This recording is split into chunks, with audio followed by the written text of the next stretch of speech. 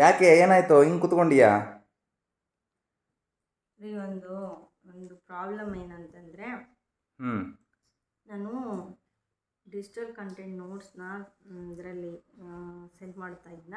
ಹ್ಞೂ ಸೊ ಒಬ್ಬರು ಬಂದು ನೋಟ್ಸ್ ಕೊಡ್ರಿ ಅಂತ ಅಂದರು. ಹ್ಞೂ ಓಕೆ ಅಂತಂದೆ. ಅದಕ್ಕೆ ಪೇ ಮಾಡಿ ಇಷ್ಟು ಅಂತ ನಾನು ಫೋನ್ಪೇ ನಂಬರ್ ಕೊಟ್ಟೀನಿ. ಹ್ಞೂ ಆದರೆ ಅವರು ಫಸ್ಟು ₹1 ಹಾಕಿದ್ದಾರೆ. ಹ್ಞೂ ₹1 ಹಾಕಿದ್ಮೇಲೆ ₹1 ಸ್ಕ್ರೀನ್ಶಾಟ್ ಹಾಕಿಲ್ಲ ಅವ್ರು ನನಗೆ. ಆಮೇಲೆ ಪೇ ಮಾಡಿರೋದು, ಅದರದ್ದು ಅಮೌಂಟ್ ಪೇ ಮಾಡಿರೋದು ಸ್ಕ್ರೀನ್ಶಾಟ್ ಹಾಕ್ಯಾರೆ. ಹ್ಞೂ ನಾನು ಓಕೆ ಹಾಕಿದಾರಲ್ಲ ಅಂತಂದ್ಬಿಟ್ಟು ನಾನು ಅದನ್ನೇನೋ ಕೊಟ್ಟೆ. ಹ್ಞೂ ಬಟ್ ಆಮೇಲೆ ಬ್ಯಾಲೆನ್ಸ್ ಚೆಕ್ ಮಾಡಬೇಕಾದ್ರೆ ನಂದು ಅಮೌಂಟಿಗೆ ನಂದು ಬ್ಯಾಂಕಿಗೆ ಕ್ರೆಡಿಟೇ ಆಗಿಲ್ಲ ದುಡ್ಡು. ಹ್ಞೂ ನಾನು ಫೋನ್ಪೇಲಿ ಮೇ ಬಿ ಸರ್ವರ್ ಇಶ್ಯೂ ಇರುತ್ತೆ ಅಂತಂದ್ಬಿಟ್ಟು ಸುಮ್ಮನಾದೆ. ಸೊ ಏನಿದ್ರೂ 24 ಅವರ್ಸಲ್ಲಿದ್ದು ಕ್ಲಿಯರ್ ಆಗೇ ಆಗುತ್ತೆ ಫೋನ್ಪೇಲಿ ಏನಾದ್ರು ಇಶ್ಯೂಸ್ ಇದ್ದರೆ. ಬಟ್ ಅದಾಗಿಲ್ಲ. ಸೊ ನನಗಿವಾಗ ಏನು ಅಂದರೆ, ಫೋನ್ಪೇಲೂ ಸ್ಕ್ಯಾಮ್ ಆಗುತ್ತಾ ಅನ್ನೋದೊಂದು ಡೌಟು.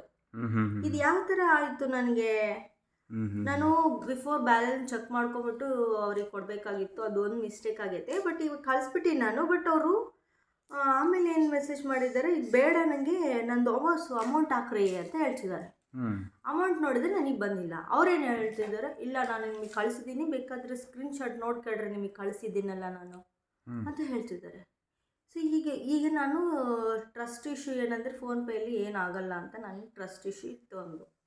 ಸೊ ಇದು ಯಾವ ಥರ ಆಗ್ತಿದೆ ಅದು ನೋಡಿದರೆ, ನನ್ನ ಸ್ಕ್ರೀನ್ಶಾಟು ನಿನಗೆ ತೋರಿಸ್ತೀನಿ ನೋಡಿಲಿ. ಅದು ಸೇಮ್ ಅದು ಹೆಂಗೆ ನಮ್ಮದು ಸ್ಕ್ರೀನ್ಶಾಟ್ ಇರುತ್ತಲ್ಲ ಒರಿಜಿನಲ್ಲು, ಹಾಗೇ ಇದೆ. ಬಟ್ ಅಮೌಂಟ್ ಯಾಕೆ ಕ್ರೆಡಿಟ್ ಆಗಿಲ್ಲ ನನಗೆ ಅನ್ನೋದು ಡೌಟ್ ಐತೆ. ಸೊ ಇದು ಹೆಂಗಪ್ಪ ಇದನ್ನು ಮಾಡೋದು, ಹೆಂಗೆ ಸಾಲ್ವ್ ಮಾಡೋದು ಇದನ್ನೀಗ? ಇದಕ್ಕೇನು ಸೊಲ್ಯೂಷನ್ನು? ಒಬ್ಬಳಿಗೆ ಆಗೈತಾ? ಏನಿದು ಸೊಲ್ಯೂಷನ್ ನಿಮಗೆ ಗೊತ್ತಾ? ಆಯಿತು, ಇದು ಪ್ರಾಬ್ಲಮ್ ಅರ್ಥ ಆಯಿತು. ಏನಂತ ನಾನು ಎಕ್ಸ್ಪ್ಲೇನ್ ಮಾಡ್ತೀನಿ, ಕೇಳಿ ಇವಾಗ.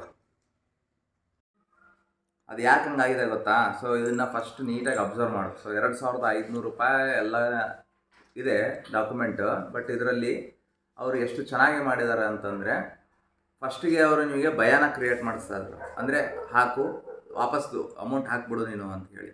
ಫಸ್ಟ್ ಇದನ್ನು ನೀವು ಕಿವಿಗೊಡ್ಬಾರ್ದು. ಯಾವುದೇ ಥರದಂಥ ಸ್ಕ್ರೀನ್ಶಾಟನ್ನು ಕಳಿಸಿ ಅಮೌಂಟನ್ನು ವಾಪಸ್ ಹಾಕ್ರಿ ಅಂದರೆ ಮಾಡಬಾರ್ದು. ಮತ್ತೇನು ಮಾಡಬೇಕು? So obviously by common sense ಅದು ನಿಮ್ಮ ಬ್ಯಾಂಕ್ ಅಕೌಂಟಿಗೆ ಹೋಗಬೇಕು, ಬ್ಯಾಂಕ್ ಬ್ಯಾಲೆನ್ಸ್ ಚೆಕ್ ಮಾಡಬೇಕು. ಕೆಲವೊಂದು ಕಡೆಗೆ ಮಿನಿಮಮ್ ₹100 ಒಳಗಡೆ ಇದ್ದರೆ ಬ್ಯಾಂಕ್ ಅಕೌಂಟಿಗೆ ಕ್ರೆಡಿಟ್ ಆಗೋದಿಲ್ಲ. ಬಟ್ ₹1 ಮಾಡಿದರೆ ಥ್ರೂ ಫೋನ್ಪೇ ಅಥವಾ ಗೂಗಲ್ ಪೇ ಅದು ಕ್ರೆಡಿಟ್ ಆಗೇ ಆಗುತ್ತೆ. ಇದು ತಮ್ಮೆಲ್ಲರಿಗೂ ಗೊತ್ತಿರಬೇಕು. ಓಕೆನಾ?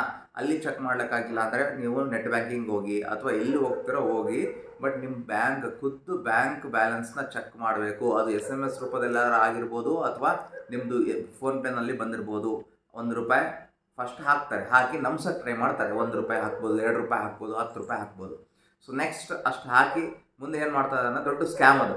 ಸೊ ಸೆಕೆಂಡ್ ಸ್ಟೆಪ್ ಸ್ಕ್ಯಾಮ್ ಏನು ಅಂತಂದರೆ, ನಿಮ್ಮ ಕೇಸಲ್ಲಿ ಏನು ಮಾಡಿದ್ದಾರೆ, ₹2,500 ಹಾಕಿರೋದು ಒಂದು ಫೋನ್ಪೇ ಫೇಕ್ ಆ್ಯಪಿಂದ ಮಾಡಿ ಹಾಕಿದ್ದಾರೆ. PDF ಎಡಿಟರಿಂದನೂ ಮಾಡ್ಬೋದು, ಫೋನ್ಪೇ ಆ್ಯಪ್ ನಕಲಿ ಆ್ಯಪಿಂದನೂ ಮಾಡ್ಬೋದು. ಆ ಥರ ಮಾಡಿ ಹಾಕಿದ್ದಾರೆ. ಮಾಡಿ ಹಾಕೋದಲ್ಲಿ ಅವರು ನಿಮಗೆ ದುಡ್ಡು ಕೇಳ್ತಾ ಇದ್ದಾರೆ ವಾಪಸ್ಸು ಅಂತಂದರೆ. ಸೊ ನೋಟ್ಸ್ ಬೇಕಿತ್ತು ಅಂತಂದರೆ ಓಕೆ, ನೋಟ್ಸ್ ಕೇಳಬೇಕು ಅವರು. ಸೊ ಅವ್ರು ಏನು ಕೇಳ್ತಾ ಇದ್ದಾರೆ, ದುಡ್ಡು ಕೇಳ್ತಾ ಇದ್ದಾರೆ. So it's directly saying that it is A fake. So ಈಗ ನೀವೇನೇನು ಮಾಡ್ಬೋದು ಅಂದರೆ, ಫಸ್ಟ್ ಟೆನ್ಷನ್ ಮಾಡ್ಕೋಬಾರ್ದು, ಮನೆಯವರಿಗೆ ಹೇಳಬೇಕು. ಯಾರಾದರೂ ನಿಮಗೆ ಗೊತ್ತಾಗಿಲ್ಲ, ಏನು ಪ್ಯಾನಿಕ್ ಮೋಡಲ್ಲಿದ್ದರೆ ಮನೆಯವರಿಗೆ ಹೇಳಬೇಕು. ಆಮೇಲೆ ಏನು ಮಾಡಬೇಕು, ನೀವು ಅದನ್ನು ಸೈಬರ್ ಕ್ರೈಮ್ ಕಂಪ್ಲೇಂಟನ್ನು ದಾಖಲಿಸಬೇಕು.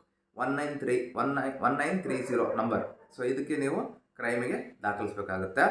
ಸೊ ನಿಮಗೇನಾದರೂ ಇಲ್ಲ, ಅದು ಭಾಳ ಕಿರಿಕಿರಿ, ಮತ್ತೆ ಯಾಕೆ ಪೊಲೀಸ್ ಸ್ಟೇಷನಿಗೆ ಹೋಗೋದು ಅಂದರೆ, ಆನ್ಲೈನಲ್ಲಿ ನೀವೇ ಮಾಡ್ಬೋದು, ಇಲ್ಲ ಪೊಲೀಸ್ ಸ್ಟೇಷನಿಗೆ ಹೋಗ್ಬೋದು.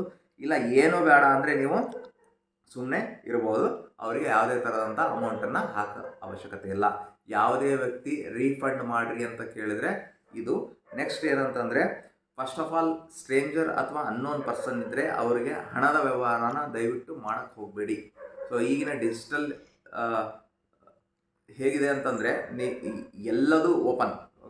ಓಕೆ ಹಾಗಾಗಿ ನೀವು ಅದರ ಬಗ್ಗೆ ಜಾಸ್ತಿ ತಲೆ ಕೆಡಿಸ್ಕೊಡಿ. ನಿಮಗೆ ಏನಾದ್ರು ತಕ್ಷಣ ಅನುಮಾನ ಬಂದರೆ 1930 ಮಾಡಿ.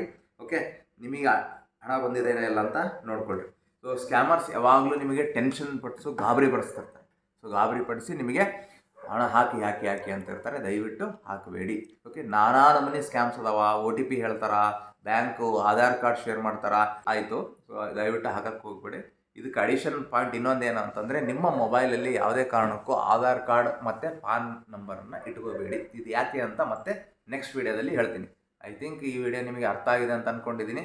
So it's a big scam alert with respect to PhonePe and Google Pay. ನಂಬೇಡಿ. ಧನ್ಯವಾದಗಳು. Thank you. ಇನ್ನೊಂದು ಎಚ್ಚರಿಕೆ ಗಂಟೆ ಏನಂದರೆ, ಈ ರೋಡ್ ಸೈಡು ಮತ್ತು ಶಾಪ್ಕೀಪರ್ಸ್, ರಿಟೇಲ್ ಶಾಪ್ಸ್ ಎಲ್ಲ ಮಾರ್ತಾ ಇರ್ತಾರಲ್ಲ, ಪಾಪ ತಮಗೆ ಗೊತ್ತಿರೋದಿಲ್ಲ, ಜಸ್ಟ್ ಸ್ಕ್ರೀನ್ಶಾಟನ್ನು ತೋರಿಸಿ ಹೋಗಿಬಿಡ್ತಾರೆ. ಸೊ ನೀವು ಖಂಡಿತ ಒಂದು ವಾಯ್ಸನ್ನು ಇಟ್ಕೊಂಡಿರಿ. ನಿಮ್ಮದು ಮಷಿನ್ದು ಅದು ಏನಿರುತ್ತೆ ಅದು ಕಂಪಲ್ಸರಿ ಚಾರ್ಜ್ ಮಾಡಿ ಆ ವಾಯ್ಸಲ್ಲಿ ಕೇಳಿದರೆ ಆ ಅಮೌಂಟ್ ರಿಸೀವ್ ಅಂತ ನಿಮ್ಮ ಭಾಷೆಯಲ್ಲಿ ಇಟ್ಕೊಳ್ರಿ, ಕನ್ನಡ, ಇಂಗ್ಲೀಷ್, ಹಿಂದಿ ಯಾವುದಾದ್ರು ಅದನ್ನ ನೋಡಿನೇ ನೀವು ಅವ್ರನ್ನ ಕಳಿಸಿ ಅಂತ ಹೇಳ್ತಾ ಧನ್ಯವಾದಗಳು.